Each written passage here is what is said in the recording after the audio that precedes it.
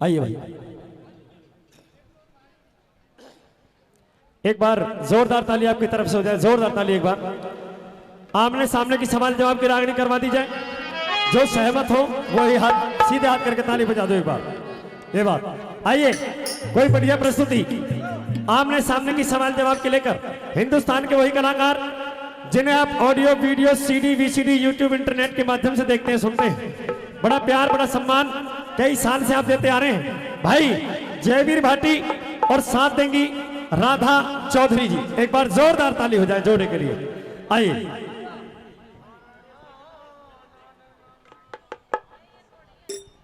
परम आदरणीय बाबूलाल मेजर साहब जी, आदरणीय बाबूलाल मेजर जी, उनकी तरफ से 100 रुपए देकर के सम्मान किया गया है। उनका हम बार बार धन्यवाद करते हैं। चलिए आदरणीय हरसू जी, वो भी 100 रुपए देकर के सम्मान कर रहे हैं, उनका भी बार बार धन्यवाद। चलिए भाई खेमचंद जी।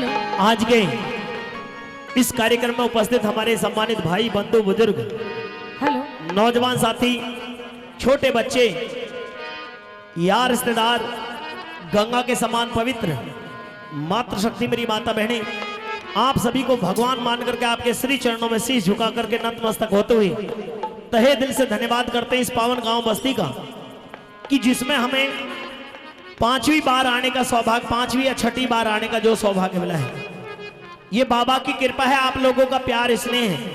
कलाकार तो बहुत है, दुनिया भर के आते हैं, सब बुलवाते भी हैं और इस क्षेत्र में सब कलाकारों को सुना भी जाता है। आपसे कोई किस्सा कोई कथा शायद ऐसी ना बची हो कि जो आपने ना सुनी हो। सुनी सुनाई सब है, लेकिन अलग अलग थोड़ा सा अदल बदल करके हो जाते हैं। कलाकार बदल जाते हैं, कहीं लेडीज बदल गई, कहीं जेंट्स बदल गए, कहीं कोई रागनी बदल गई, तो उनका रस भी उसी तरह से बदल जाता है। आपकी तरफ से अनुमति मिली है कि हम कम से कम 3-4 रागनी, क्योंकि कलाकार बहुत है तो 2-3 रागनी बहुत हो जाएंगी, तो इसलिए आमने सामने की सवाल जवाब की सुनवा दें, ताली बजा करके जोरदार ताली से सम्मान दें। आइए भाई, कैसे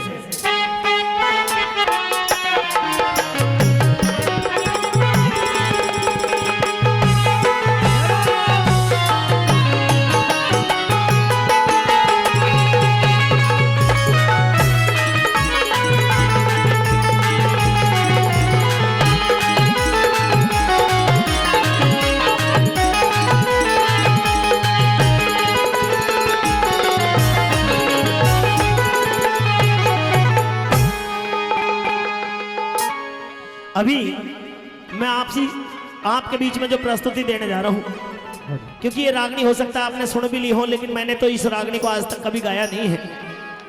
हरिश्चंद्र तारावती के किस्से की ये रागनी, अगर अनुमति हो जाए तो हरिश्चंद्र तारावती के किस्से में की रागनी आपको सुनवा दे। एक बार ताली बजा दो, जोरदार ताली आपकी तरफ से हो जानी चाहिए। और किस मौके की ये रागनी है? राजा हरिश्चंद्र, जिनको सत्यवादी के रूप में जाना जाता है, सत्यवादी भी और दानवीर भी, जो मुख से बोल निकाल दिया, जो शब्द कह दिया वो पूरा अटल, चाहे कुछ भी करना पड़ जाए। राजा हरिश्चंद्र को एक ऐसा सपना आया कि सपने में आकर के किसी साधु ने उनका राजपाट मांग लिया है और उन्होंने राजदान कर दिया है। सुबह हुई, सुबह होते के साथ ही, क्योंकि राजा हरिश्चंद्र ने अनेकों यज्ञ कर लिए थे और जब यज्ञ कर रहे हैं तो भगवान परीक्षा लेने जरूर आते हैं। विश्वामित्र मुनि उनके उस तपस्या को, यानी कि उनकी जो भक्ति चल रही थी, उनके जो यज्ञ चल रहे थे, उनमें विघ्न डालने के लिए विश्वामित्र मुनि आ पहुंचे हैं। विश्वामित्र मुनि ने आकर के पहले तो रात को सपने में दिखाई दिए और फिर सुबह जाते ही उनसे उनका राजपाट दान में मांग लिया। कह दिया कि आपने हमको राज दान कर दिया है। तो दानवीर राजा हरिश्चंद्र ने वो दान, यानी कि राज को विश्वामित्र मुनि को सौंप दिया। साथ ही साथ उन्होंने 60 भार सोने का और जो कर्ज उनके ऊपर रखा कि मुझे 60 भार सोना और चाहिए, वो भी आपसे चाहिए। तो साथियों, राजा हरिश्चंद्र ने यह कह दिया कि भाई मेरे पास में, मैं राज में से आपको 60 भार सोना देता हूं। नहीं, राजपाट तो आप पहले ही दान कर चुके हो, फिर क्या करूं, कुछ भी करो। तो राजा हरिश्चंद्र अपनी रानी तारावती और अपने बेटे रोहतास को लेकर के काशी के बाजार में पहुंचते हैं और वहां जाकर के स्वयं को मोल बेचना मंजूर किया। अपनी रानी अपने बेटे को बेचना स्वीकार किया। साथियों, उनका मोल किया गया। तो एक रामलाल पंडित ने तो उनकी पत्नी तारावती को और उनके बेटे रोहतास को मोल खरीद लिया 30 भार सोने में। और 30 भार सोने में स्वयं अपने आप कालिया भंगी के यहां पर बिक गए और वो 60 भार सोना लेकर के उस साधु का ऋण देकर के उससे मुक्त हुए। साथियों, समय बीता क्योंकि भगवान परीक्षा ले रहे थे। जब भी भोजन का समय होता, विश्वामित्र मुनि भेष बदल करके आते और आते के साथ जब वो भोजन करने को बैठते तो आकर के उनसे उनका भोजन दान में मांग लेते। इस काम को चलते चलते 21 रोज बीत गए। भूखे प्यासे रहते रहते राजा हरिश्चंद्र के शरीर में कमजोरी आ गई। काम क्या था कि तुम्हें वरना नदी से पानी ला करके और जानवरों के लिए भी रखना है, इंसानों के लिए भी रखना है, ये काम था उनका।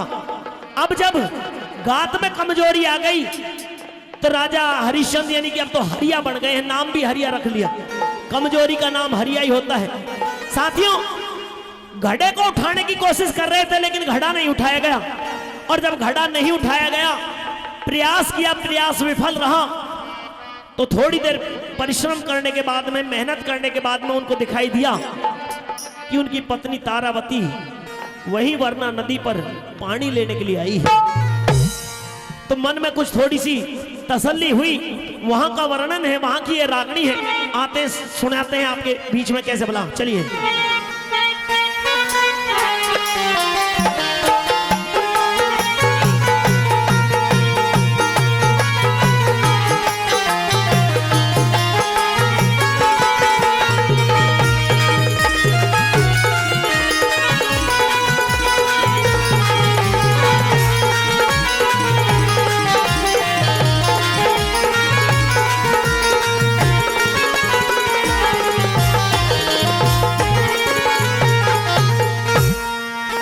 हे तारा, कहिए। आज काफी दिनों के बाद में तुझे देखा है, ध्यान रखिए। हाँ महाराज, मैंने भी आपको काफी दिन के बाद देखा है। आप ये बताइए, आप ठीक तो हैं? मैं तो ठीक हूँ, जैसा परमात्मा ने समय दिया है वैसा बरत रहा हूँ। तुम बताओ, मेरा बेटा रोहतास कैसा है? वो भी ठीक है महाराज। ठीक है। हाँ। अब मैं महाराज तो नहीं रहा, अब तो मैं हूं तो कालिया भंगी का नौकर। हाँ। लेकिन आज तुम्हें देख करके खुशी मिली कि कम से कम 20-21 रोज बाद में हमारा तुम्हारा मिलन तो हुआ। जी। ये उस भगवान ने, परमात्मा ने हमारे ऊपर कृपा कर दी है। हाँ। वरना मैं तो यही भूल गया था कि पता नहीं मेरा और तुम्हारा मिलन कभी होगा या नहीं। तारा जी। ये जो घड़ा मेरे पास में देख रही हो, हाँ। मुझे ये उठा करके सर पर लेकर के जाना है। अच्छा। और मेरे शरीर में वो सामर्थ्य नहीं रही है कि मैं इस घड़े को उठा करके अपने सर पर ले जा सकूं। तो इसमें मैं आपकी क्या मदद कर सकती हूँ? मुझे 21 दिन हो गए हैं, मैंने आज तक भोजन नहीं किया है। तुम मेरे इस घड़े को हाथ लगवा करके मेरे सर के ऊपर रखवा दो। नहीं। हाँ। नहीं, मैं आपके घड़े को हर किस भी हाथ नहीं लगा सकती। अगर मैंने आपके घड़े को हाथ लगा दिया तो मेरा धर्म नष्ट हो जाएगा। हे तारा, हाँ। तू मेरी अर्धांगिनी है, तू मेरी पत्नी है। तुमने अग्नि को साक्षी मान करके मेरे साथ में 7 फेरे लिए। तुम्हारा धर्म बढ़ता है कि तुम अपने पति की मदद करो। तुम ऐसे समय में इनकार कर रही हो। महाराज, इस धर्म को बचाने की खातिर हम माँ और बेटा काशी नगरी के बाजार में बिक गए। आप एक भंगी के घर पे नौकरी करते हो और मैं एक ब्राह्मण के घर पे नौकरी करती हूँ। मैं आप आपके घड़े को हाथ नहीं लगा सकती। ऐसा ना कहो, मेरी बात सुनिए। कहिए। एक बरे रानी घड़ा ठवा दे, यो जाता को न्या ठाया। हेर क्यों कर घड़ा ठवा दो पिया जी, फिर जागी मेरी काया। क्यों कर घड़ा ठवा दो पिया जी, फिर जागी मेरी काया। एक बरे रानी घड़ा ठवा दे, जाता को न्या ठाया। क्यों कर घड़ा ठवा दो पिया जी, फिर जागी मेरी काया। क्यों कर घड़ा ठवा दो पिया जी, फिर जागी मेरी काया।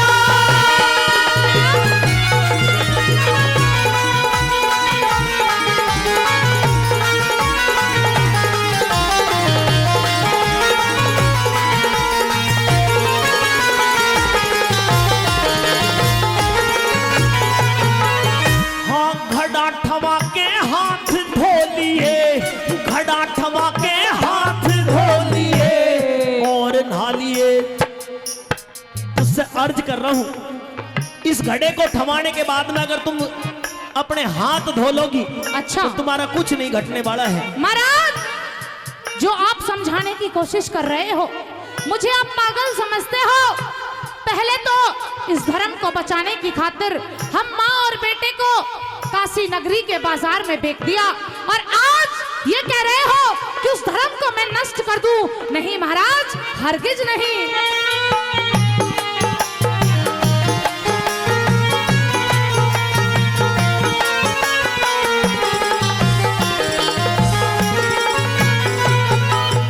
अरे घड़ा ठवा के हाथ धो लिए, के घट जागा तेरा। तेरे घड़े के हाथ लगा दूं, धर्म बिगड़ जा मेरा। तेरे घड़े के हाथ लगा दूं, धर्म बिगड़ जा मेरा। हाँ, धर्म कर्म के नेमों का मन को न्या पाट्या बेरा। तू भंगी के नीर भरे मेरा, ब्राह्मण के घर डेरा। तू भंगी के नीर भरे मेरा, ब्राह्मण के घर डेरा। हाँ, लगते कपड़े ना लाया, अरे लगते कपड़े ना लाया, ना अनभंगी का खाया। एक जगह रहने ते साजन, किसने गात बचाया। क्यों कर घड़ा ठवा दूं पिया जी, फिर जागी मेरी काया।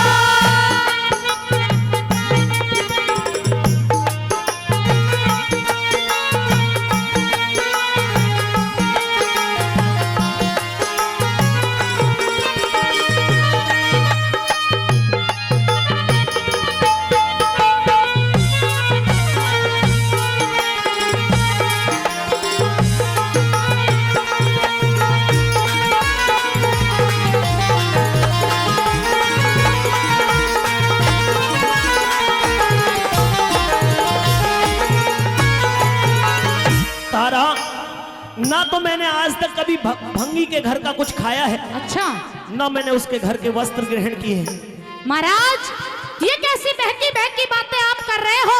अरे एक जगह रहने के बाद में अपना गात नहीं बचाया जा सकता महाराज। लेकिन तारा, हाँ, तू मेरी अर्धांगनी है, तू मेरी धर्म पत्नी है, तेरा एक फर्ज ये भी बनता है कि अपने पति की सेवा करने का।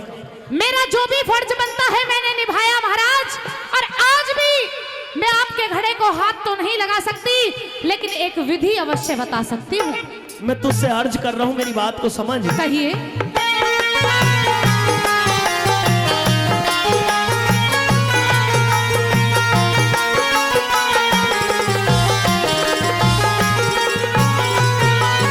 हाँ, जाफर थोड़ा बोझा ज्यादा, जाफर थोड़ा बोझा ज्यादा, क्यों कर घड़ा उठा ले।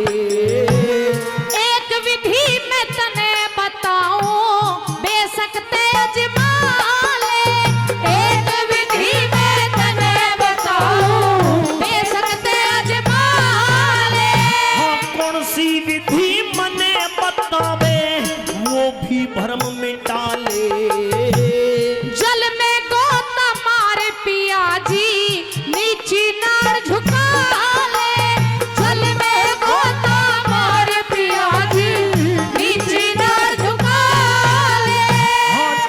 में गोता मारण का, अरे जल में गोता मारण का, तन ठीक यो जतन बताया।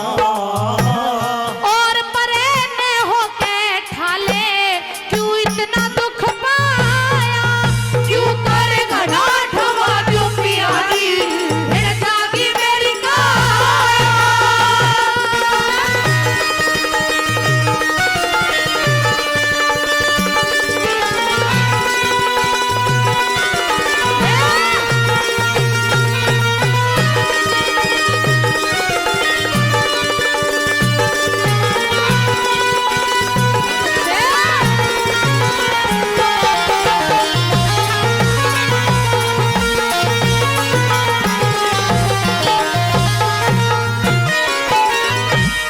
ऐसे समय में तारा, हाँ तूने मेरे घड़े को हाथ लगाने से मना कर रही हो। कर रही हूँ। तुम मुझे तरह तरह की बात बता रही हो, आगे की विधि बता रही हो, लेकिन अपने पतिव्रता धर्म को निभाने से दूर जा रही हो।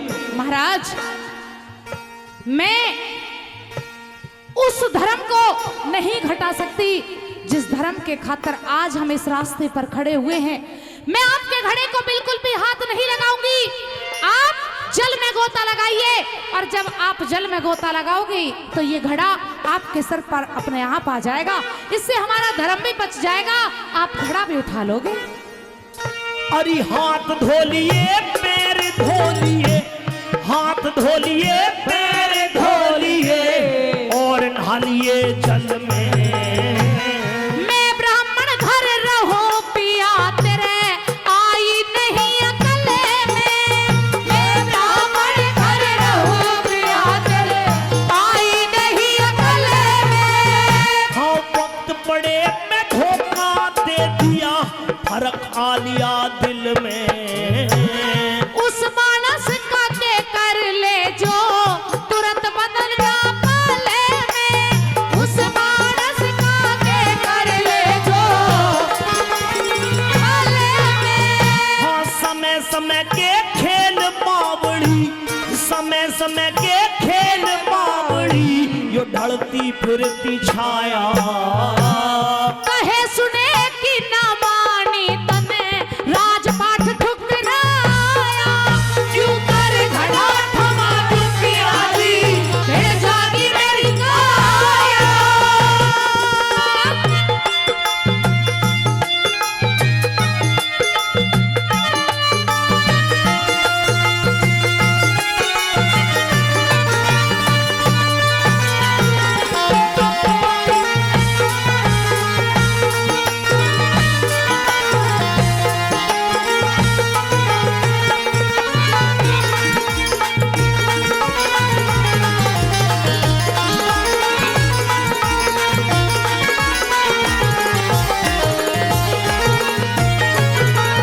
तारा मैं भी जानता हूँ हाँ कि आज तुम एक ब्राह्मण के घर में रहती हो तो तुम्हारा धर्म ब्राह्मण का है। जी, मैं एक भंगी के घर में नौकरी करता हूँ तो मेरा धर्म भंगी का है। हाँ। लेकिन तारा, इस घड़े को छूने से या जल के हाथ लगाने से तुम्हारा धर्म घटने वाला नहीं है। तुम इस, क्योंकि दुनिया में सबसे पवित्र है तो जल है, और इस जल से तुम हाथ धो करके, स्नान करके, मुंह धो करके फिर ऐसे ही हो जाओगी, इसलिए ऐसी बात ना कहो। नहीं महाराज, मैंने विधि आपको बता दी, जितना मेरा फर्ज था मैंने निभा दिया। अब मैं यहाँ से चलती हूँ महाराज, आप जैसे चाहो अपने घड़े को उठा सकते हो।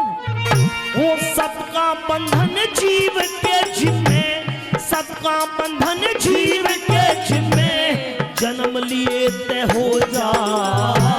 सोच समझ के ओ साजन तू सुकरम के फल पा जा, सोच समझ के ओ साजन तू फल पा जा।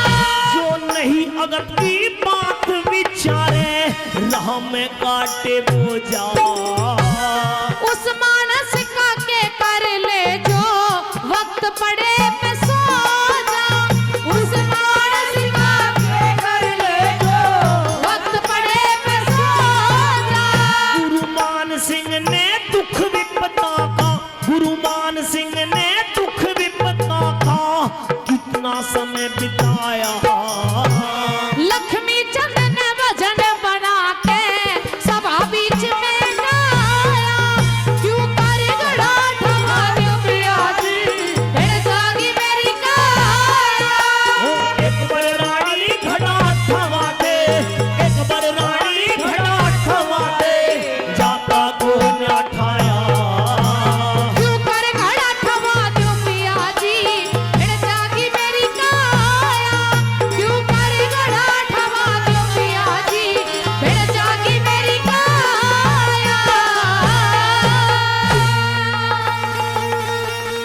अगर रागनी अच्छी लगी तो एक बार ताली बजा करके जोरदार तालियों से अपना आशीर्वाद जरूर दें। साथियों, भी आपने सुना जब हरिया ने अर्ज की अपनी पत्नी तारावती से, लेकिन तारा ने भी आगे की बात बता दी। आप एक काम करो, घड़े को जल में लेकर के जाइए और गहरे गहरे जल में पहुंचने के बाद में इस घड़े को जल से भर लेना, और जब तक जल में घड़ा रहेगा जब तक आपको ज्यादा वजन नहीं लगेगा, डुबकी लगाना और इसको सर पर ले लेना। आपके सर पे आपका घड़ा आ जाएगा, मैं आपके घड़े को हाथ नहीं लगाऊंगा। साथियों, हरिश्चंद्र ने ऐसा ही किया और घड़े को सर पर लेकर के जैसे ही वर्णा नदी से चलने लगते हैं, क्योंकि तारावती तो वहां से लौट जाती है, शरीर में ज्यादा सामर्थ्य नहीं थी। चलते चलते घड़े को लेकर के जा रहे थे, मन में तरह तरह के सोच कर रहे थे। जब मार सबर का सांस घड़े ने ठाके, करे डगमग डगमग गात चल्या गम खाके। डगमगाते हुए पैरों से चले जा रहे थे, लेकिन थोड़ी दूर चलने के बाद में जैसे ही वहां पर पहुंचे जहां ले जाकर के वो घड़ा रखना था, रखने से पहले ही राजा हरिश्चंद्र को ठोकर लगी और ठोकर लगते ही गिर पड़ते हैं, और गिरते के साथ वो घड़ा टूट जाता है। और जैसे ही घड़ा टूटा तो कालिया भंगी भी वहीं पर आ जाता है। वो हरिश्चंद्र अभी तो गिर के ऊपर की तरफ उठ भी नहीं पाए थे, उठने की कोशिश कर रहे थे, एक लात उस हरिया की पीठ में मारते हैं। किस किस तरह की बात सुनाने लगते हैं। अनुमति हो तो ये रागनी भी आपको सुनवा दी जाए, एक बार ताड़ी बजा करके अपना आशीर्वाद दीजिए। चलिए भाई।